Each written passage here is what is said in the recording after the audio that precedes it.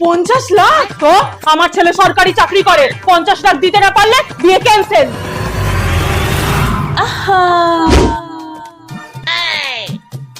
বলছি হ্যাঁ আমরা অ্যারেঞ্জ করছি। শুধু তোমার নাম্বারটা একটু দাও না।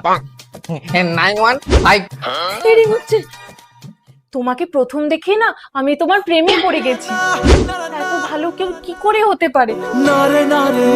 কারোর যেন নজর না লাগে, তুমি শুধুই আমার।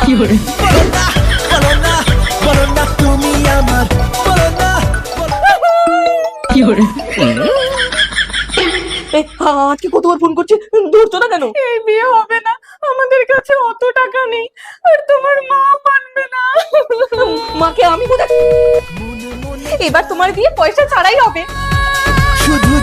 মা, আমি মেয়ের বাড়ি থেকে কোনো পয়সা নেবো না। তাহলে বিয়ে হবে না। আমি তাহলে সুইসাইড করে নেবো।